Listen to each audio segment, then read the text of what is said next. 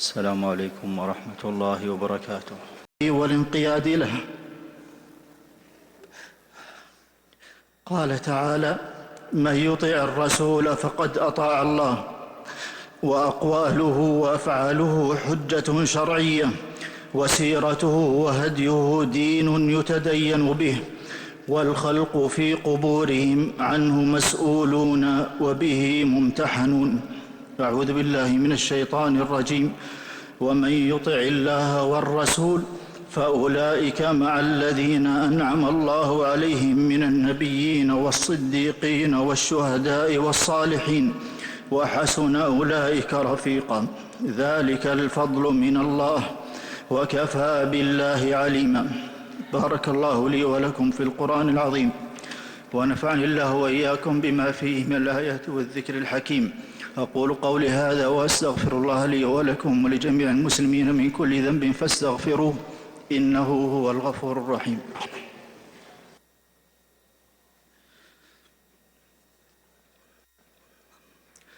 الحمد على إحسانه، والشكر له على توفيقه وامتنانه، وأشهد أن لا إله إلا الله وحده لا شريك له تعظيما لشانه، وأشهد أن نبينا محمدًا عبده ورسوله صلى الله عليه وعلى آله وأصحابه وسلم تسليما مزيدا.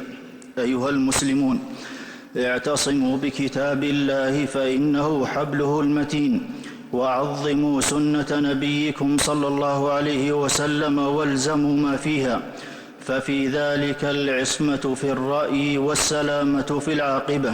قال الزهري رحمه الله: كان من مضى من علمائنا يقولون: الاعتصام بالسنة نجاة، ولا غنى لأحد من الخلق عما جاء به الرسول صلى الله عليه وسلم، وحاجة أهل الأرض إلى سنة النبي صلى الله عليه وسلم كحاجتهم إلى الطعام والشراب بل أشد. ولا بقاء لأهل الأرض إلا ما دامت سنة النبي صلى الله عليه وسلم موجودة فيهم. وفي آخر الزمان إذا درست آثار الرسل من الأرض وانمحت بالكلية، خرب الله العالم العلوي والسفلي وأقام القيامة. ثم اعلموا أن الله أمركم بالصلاة والسلام على نبيه، فقال في محكم التنزيل: إن الله وملائكته يصلون على النبي يا أيها الذين آمنوا صلوا عليه وسلموا تسليما. اللهم صل وسلم وبارك على نبينا محمد، وارض اللهم عن خلفائه الراشدين الذين قضوا بالحق وبه كانوا يعدلون، أبي بكر وعمر وعثمان وعلي، وعن سائر الصحابة أجمعين، وعنا معهم بجودك وكرمك يا أكرم الأكرمين. اللهم أعز الإسلام والمسلمين، وأذل الشرك والمشركين، ودمر أعداء الدين، واجعل اللهم هذا البلد آمنا مطمئنا رخاء وسائر بلاد المسلمين يا رب العالمين. اللهم وفق إمامنا وولي عهده لما تحب وترضى، وخذ بناصيتهما للبر والتقوى، وانفع اللهم بهما الإسلام والمسلمين. ربنا آتنا في الدنيا حسنة وفي الآخرة حسنة وقنا عذاب النار. اللهم أنت الله لا إله إلا أنت الغني ونحن الفقراء، أنزل علينا الغيث ولا تجعلنا من القانطين. اللهم أغثنا، اللهم أغثنا، اللهم أغثنا. ربنا ظلمنا أنفسنا، وإن لم تغفر لنا وترحمنا لنكونن من الخاسرين. عباد الله، إن الله يأمر بالعدل والإحسان وإيتاء ذي القربى، وينهى عن الفحشاء والمنكر والبغي يعظكم لعلكم تذكرون. فاذكروا الله العظيم الجليل يذكركم، واشكروه على آلائه ونعمه يزدكم، ولذكر الله أكبر، والله يعلم ما تصنعون.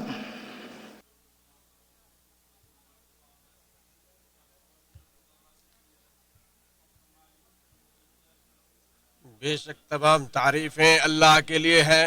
हम उसकी हम्द बजा लाते हैं, उसी से मदद मांगते हैं और उसी से बख्शिश तलब करते हैं। हम अपने नफ्स की बुराई और अपने बुरे अमाल से अल्लाह ताला की पनाह चाहते हैं। जिस शख्स को अल्लाह ताला हिदायत दे उसे कोई गुमराह करने वाला नहीं, और जिससे वो गुमराह कर दे उसे कोई हिदायत देने वाला नहीं। اور میں گواہی دیتا ہوں کہ اللہ کے سوا کوئی سچا معبود نہیں، وہ تنہا ہے، اس کا کوئی شریک نہیں، اور میں گواہی دیتا ہوں کہ ہمارے نبی محمد صلی اللہ علیہ وسلم اس کے بندے اور رسول ہیں۔ بہت زیادہ درود و سلام نازل ہوا آپ صلی اللہ علیہ وسلم پر، آپ کی آل اور صحابہ کرام پر۔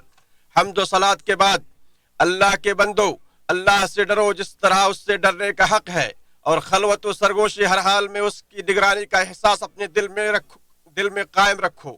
مسلمانوں، اللہ تعالیٰ نے اپنے رسول محمد صلی اللہ علیہ وسلم کو علم نافع اور عمل صالح کے ساتھ ایسے عہد میں مبعوث فرمایا جب رسولوں کے آنے کا سلسلہ بند ہو گیا تھا، آسمانی صحیفے مٹ چکے تھے اور اللہ کے کلام میں تحریف واقع ہو گئی تھی اور اس کی شریعت کو بدل دیا گیا تھا۔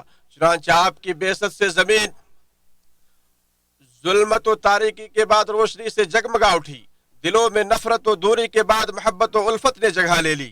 اللہ نے آپ کے ذریعے اپنے بندوں کو ہدایت کا راستہ دکھایا، راہ راست کی طرف رہنمائی کی، دین حنیف میں پیدا ہونے والی کجی کو دور کیا اور صراط مستقیم کو لوگوں کے لیے واضح کر دیا، اور آپ کی اتباع کو ہدایت اور کامیابی کا ضامن اور آپ کی نافرمانی کو ضلالت اور شقاوت کا سبب قرار دیا۔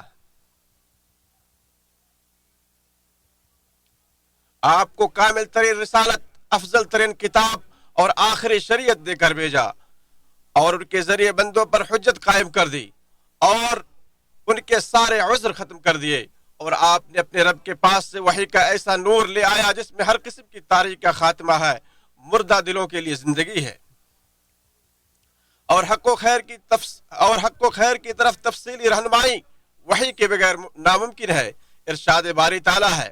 اور اسی طرح ہم نے اپنے حکم سے ایک روح آپ کی طرف وحی کی، اس سے پہلے آپ یہ نہیں جانتے تھے کہ کتاب کیا چیز ہے اور ایمان کیا ہوتا ہے، لیکن ہم نے اس روح کو ایک روشنی بنا دیا، ہم اپنے بندوں میں سے جسے چاہیں اس روشنی سے راہ دکھاتے ہیں۔ اللہ تعالیٰ نے اپنے نبی کو اقوال و افعال میں غلطیوں سے معصوم بنائے رکھا اور انہیں دشمنوں کی چال سے محفوظ رکھا، یہاں تک کہ آپ صلی اللہ علیہ وسلم نے پیغام اسلام کو مکمل طریقے سے پہنچا دیا۔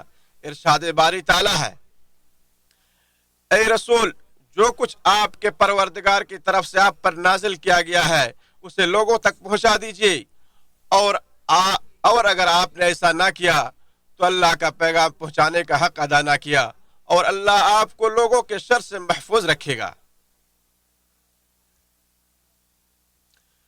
عائشہ رضی اللہ عنہا فرماتی ہیں کہ جو شخص بھی تم سے یہ کہتا ہے کہ اللہ تعالیٰ نے رسول اللہ صلی اللہ علیہ وسلم پر جو کچھ نازل کیا تھا اس میں سے آپ نے کچھ چھپا لیا تھا تو وہ جھوٹا ہے۔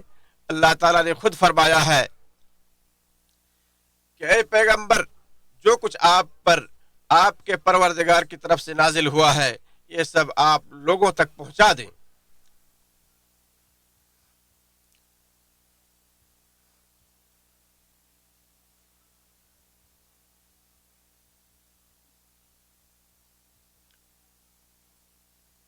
آپ صلی اللہ علیہ وسلم نے صحابہ کرام اور اپنی ساری امت کو ان کے معبود حقیقی اللہ تعالیٰ سے اس قدر واقف کرایا کہ مانو کہ وہ اللہ کو اس کے صفات کمال اور اوصاف جلال کے ساتھ دیکھ رہے ہوں اور مشاہدہ کر رہے ہوں۔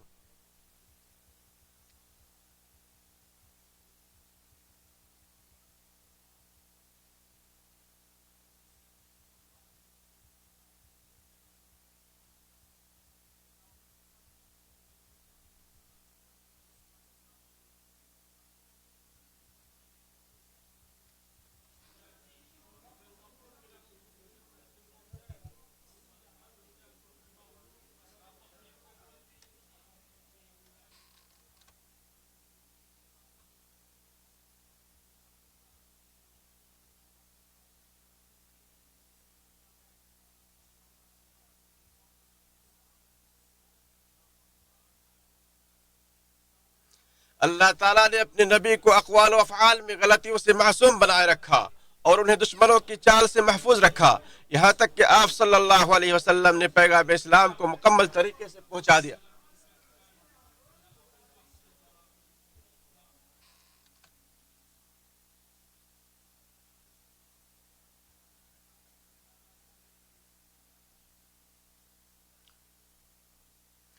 حضرت عائشہ رضی اللہ تعالی عنہ فرماتی ہیں کہ جو شخص بھی تم سے یہ کہتا ہے کہ اللہ تعالیٰ نے رسول اللہ صلی اللہ علیہ وسلم پر جو کچھ نازل کیا تھا اس میں سے آپ نے کچھ چھپا لیا تو وہ جھوٹا ہے۔ اللہ تعالیٰ نے خود فرمایا ہے کہ اے پیغمبر، جو کچھ آپ پر آپ کے پروردگار کی طرف سے نازل ہوا ہے یہ سب آپ لوگوں تک پہنچا دیں۔ امام اوزاعی رحمہ اللہ فرماتے ہیں کہ جب آپ کو رسول اللہ صلی اللہ علیہ وسلم کی کوئی حدیث مل جائے تو اس کے برخلاف ہرگز کوئی بات نہ کرے، کیونکہ رسول اللہ صلی اللہ علیہ وسلم اللہ ہی کا پیغام پہنچانے والے تھے۔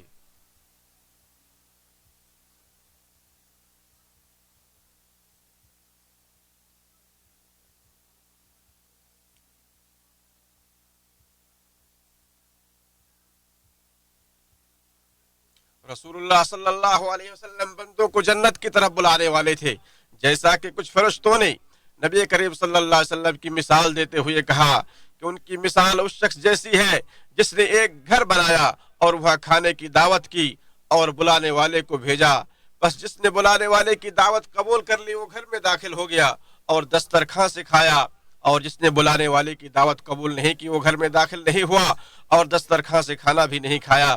پھر انہوں نے اس کی تفسیر بیان کرتے ہوئے کہا کہ گھر تو جنت ہے اور بلانے والے محمد صلی اللہ علیہ وسلم ہے، بس جو محمد صلی اللہ علیہ وسلم کی اطاعت کرے گا وہ اللہ کی اطاعت کرے گا، اور جو محمد صلی اللہ علیہ وسلم کی نافرمانی کرے گا وہ اللہ تعالیٰ کی نافرمانی کرے گا۔ اور محمد صلی اللہ علیہ وسلم اچھے اور برے لوگوں کے درمیان فرق کرنے والے ہیں۔